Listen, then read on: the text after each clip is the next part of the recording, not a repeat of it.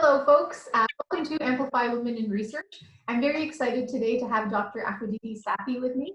Dr. Stathi is an associate professor and reader in active aging and health and the school head of equality and diversity at the University of Birmingham. Thank you for being here today, Dr. Stathi. Thank you for inviting me. It's very exciting to chat with someone who does work in active aging because that's an area of research that I'm in as well. Maybe you could start by telling us a little bit about some of your most cited work. Yes, one of the most cited work I've done was the work around a project called Better Aging. One of the main publications came out in 2007 when I was still an early career researcher. And the Better Aging project was a European collaboration of several countries. And that was a 12-month intervention targeting older people over the age of 70. So in that project, we got involved as with a work package around psychological well-being, assessing psychological well-being before and after the intervention. And I personally was in charge of the qualitative evaluation 6 to 9 months after the end of the study.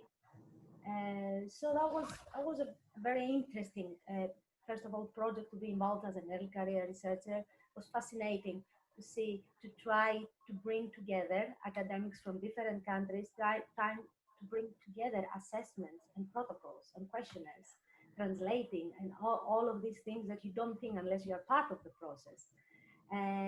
So I think I would say that project will really shape up the rest of my career in active aging research, because first of all we did observe some discrepancies between the picture we got from quantitative data and the picture we got from the qualitative data. So a very clear, powerful picture about how good the program was. That was the interviews and focus groups results, and not so clear picture in the quantitative data. But for me, what was striking is that although the session attendance adherence was 93% in that program, so that is 12-month program, twice a week. So obviously there was something powerful in that program for people to attend so often. When I interviewed people, which was like 6 to 9 months later, most of these people have gone back home. They were not engaging with physical activity. And this is really, for me, that was a big moment, and say, okay, what can I do? What sort of studies do I want to design? What sort of interventions that we don't see that picture anymore? So we throw a lot of attention to people during an intervention, then we remove that, and people are not ready for what comes after. Yeah, that's a really good point. And I think that's why the qualitative data is so important too, right? Because sometimes quantitative data can tell an interesting story on physiological adaptations or whatever, but like you said, the follow-up, just having a conversation sometimes with those participants can reveal so much, right? And really highlight some big gaps in the research that we run. Yes. That's pretty impressive. So as a graduate student, you went in there to this big team and had to take on that project. That must have been intimidating, or like. Yeah, well, it was amazing. I don't know. I think when you're, I guess, young, early career researcher, you go into these things, we think, wow, I feel so lucky and so glad to be involved, and the team are behind that big European project was a really powerful team in the area of aging research in Europe. So it was fascinating to work with all these people. Yeah, that's really cool. That's a great opportunity for a grad student to build a network too, right? Is there a project that you can think of that you've done that you thought, oh, I thought this was going to be way bigger and way more important, but it turned out to not be as exciting or as well cited as you hoped? Yes, I think I would say, well, I'll refer to a series of studies we completed with colleagues at the University of Bristol. That is the Older People and Active Living project. That study started and as a cross-sectional observational study of 240 older adults over the age of 70 in Bristol, which is a city in the United Kingdom. And it was one of the first studies that we used device measured physical activity and also objective measurement of physical function in that age group, among other measurements. So it was when that study was done and when it was published in 2014 and 15, it was the early days of putting objective device measured physical activity and physical function, the two together in this age group. So it was quite 5 years later, we managed to secure a small grant to follow up that cohort. And that led to a couple of very, very powerful publications. Well, in my view at least, because it gave us this 4 to 5 year follow-up data. So from the original cohort, the 240 people, we managed to revisit 213, which was quite impressive, thinking of people over the age of 70 and the natural attrition you have at that age group. And the picture we got was impressive. We could see that from for every 1,000 extra steps people were doing, they had lower risk of 36% lower risk of mortality. It was because of the accelerometry data, we had the opportunity to see the picture of that we saw later in the guidelines about everything matters. Low intensity activity matters, except not only moderate to vigorous physical activity. And it was really powerful data. We saw that the more active people were at baseline, less prescriptions they had at follow-up, less unintentional hospital admissions, except the lower mortality risk. And so I was very proud of this study. And I would like to see these papers, cited more. But the thing is, because it started as a cross-section study and then it became like an observational longitudinal study, the sample size is not it's not a big sample as you usually see in large epidemiological studies. But of course, it's the quality of the data collected was really important. So yeah, I was thinking of the studies that I have been involved. I would say I would like this series of studies to be more cited.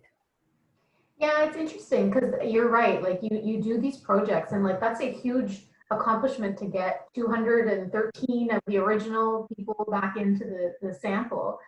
But then of course it pales in comparison when you think of those huge national projects and studies. So it's interesting because I think there's like it's like that in between, like for people like us who do the interventions and work with older adults, we do primary data collection. So it's bigger than the little lab studies, but it's much smaller than the epi studies. But I do agree with you. I think they have an important place, and we can't just neglect them because, like you said, sometimes the quality of the data and the research questions you can answer are actually a little bit more precise and meaningful, right? So, yeah, we need to do better at amplifying some of those projects. Exactly. Yeah. Can you tell us about a current project that you're doing that you think will be very impactful? Yes. Couple of months ago, we completed a 4.5 year long study, the Retirement in Action study, which was funded by the National Institute of Health Research in UK. That was a randomized controlled trial that tested the effectiveness and cost effectiveness of a community-based group exercise and behavioral maintenance intervention, targeting people with mobility limitations. So what we wanted to see is whether a 12-month group program could help people to reduce the risk of reductions in physical functioning. We have analyzed the data Still, I cannot say a lot about this. The papers are now out in review. You know, just to give our audience a tip, the answer to the question about whether exercise, a 12-month program with behavioral medicine can help in reducing the danger of the progression of physical of limitations in physical function, it's a very positive answer. Both in the sense of the actual, you know, physical changes, and also importantly, equally importantly, the cost effectiveness side of things. More to follow soon, I think I hope that the study will make an impact. That's exciting. We have published 2 papers for you know, for the audience of our discussion today. One is the protocol, so for people who want to see exactly what we did. But I think for me, one of the most important papers, apart from the outcome papers that will come out, is a paper that we published, which focused particularly in the recruitment in this study, the challenges we faced, and strategies we put in place to overcome those challenges. These are the kind of papers we don't see very often in literature. If a study has worked or is successful and is published, you know, we see the primary outcome. Yes, it worked, it didn't work. But really, when you recruit on these studies, and most colleagues will agree on that, this is the hardest part, the recruitment. So in React, we aimed to get 768 people over the age of 65, and we recruited 777, the magic sevens, we call them. But it has been a very, very difficult journey with a lot of anxiety, stress, lack of sleep, and a lot of trying to fix the plane when you are on the flight. That was the feeling in many different ways. Yeah, recruitment is so tough. And, you know, if you're looking for a special population within older adults, it's even tougher, right? Like if you want socially isolated older adults, or if you want older adults who are inactive, as soon as you start adding criteria, it's really challenging. The people and to convince them to engage in the project, right? Especially when you're talking about longer interventions, it's hard to get people to commit. So that's really impressive that you got that many older adults committed to the project. Is this the one where you sort of committed to recruiting a diverse sample as well? We had, yes, we aimed to recruit a diverse sample, and we achieved that to an extent. The diversity, ensuring diversity is very challenging. We used a lot of different ways. I think one of the key learnings is to engage with the target populations early on at the design stage, and we did that. Everything, all the recruitment materials, everything. We had very strong public engagement of how we work things, how we promote the program, not to play the health card too much, because it's not that makes a lot of people be motivated to join the program. And we achieved that to an extent, and we learned a lot of things of how to also do things differently in future studies or future programs. Yeah, that's a great message. Actually, that consultation up front is so important, right? To see how you can actually engage different communities. And I think it's really interesting, like in this day and age, we're talking a lot about anti-racism and inclusion and diversity. And so I think we need to start thinking about it more in our research as well, right? Like, so it's very impressive that you made that effort to get a diverse sample. And I'm really excited. I know you're committed to doing a talk or a webinar, and I hope more people will join in to see sort of how you approach that recruitment process, because I think it's something all of us researchers are guilty of. get the convenient sample because, you know, we have this much money and this much time and this many students that can help us. And it's easy, you know, to get the sample that's, or a sample pool or participant pool, but to go out and recruit those communities or people from those communities that don't typically engage in research is really challenging. So I'm very impressed that you were able to get a good representative sample in your study there.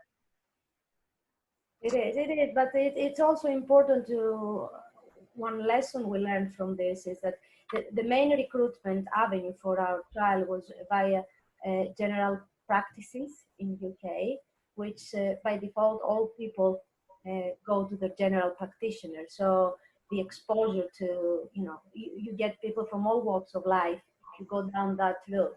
But it's not so simple.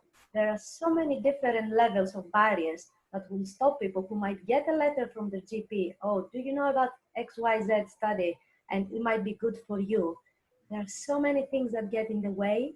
And we corrected a lot of things when we started the internal pilot study. We were very rapid in changing things.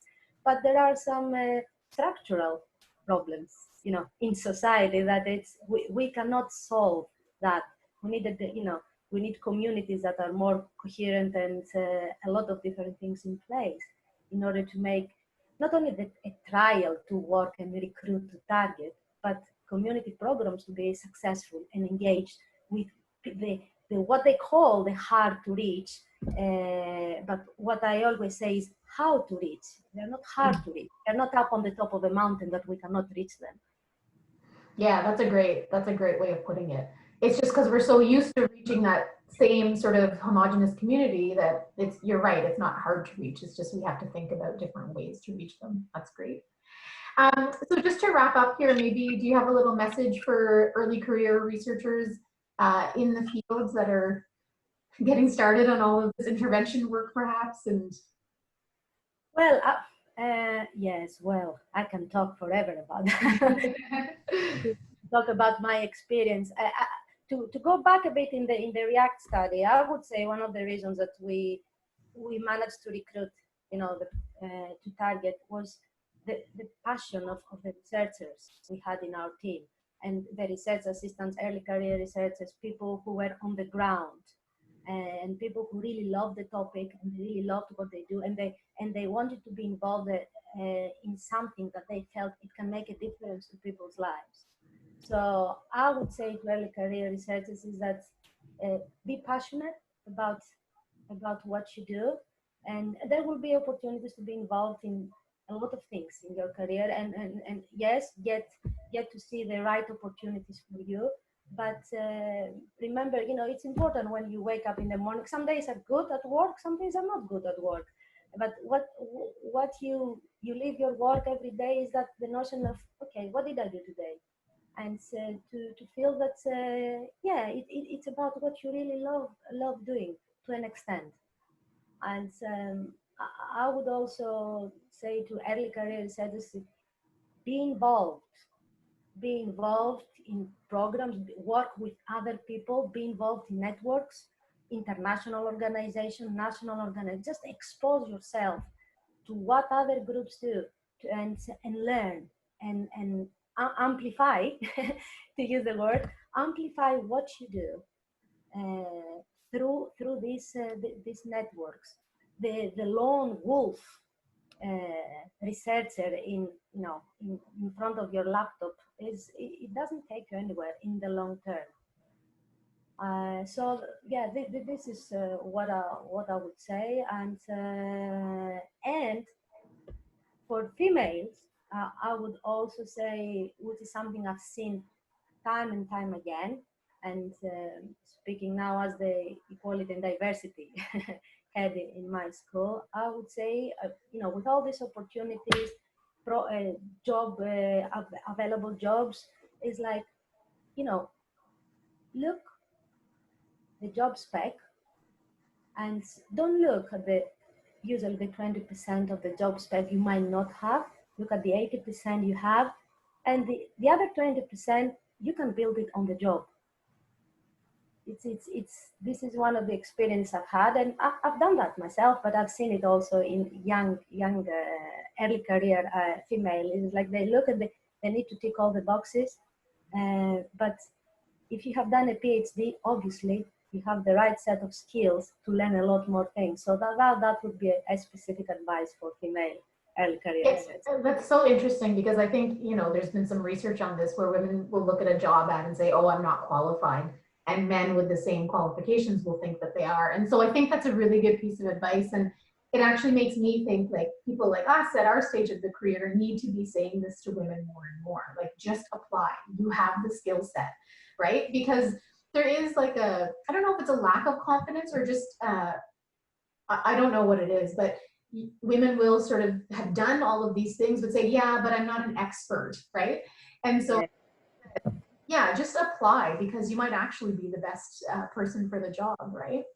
Yes, it is. Yeah, people like in our stage and sort of more senior need to do a better job at encouraging women to put those applications in and feel confident in the competencies that they've developed during their graduate work, right? Yes, at the end of the day, is what can be the worst outcome? Nothing. The best is to get. You can always get feedback, ask for feedback, and improve for next time, or and then see something you don't have and say, okay, I might want to spend some time to develop that because I can see that beneficial for me. But it is important to put yourself out there. Yeah, and rejection is part of the game, right? Yeah, Like, I think exactly what you say is exactly the point. I think as we go through school education, general school education, I don't think we are getting well trained about rejection and to see the positive of rejection. And this is something obviously that needs to start earlier education than postgraduate education. So that is something also for university education to think of when we prepare our undergraduate students. Do we prepare them equally well for rejection? yeah, that's great. I like that. Rejection doesn't mean failure, right? Exactly. Well, thank you so much for taking the time to do this. I really enjoyed this talk, and I'm really looking forward to your ISPINPA talk around recruitment. Yes. And hopefully we'll get to see each other sometime soon at a conference when things go back to normal.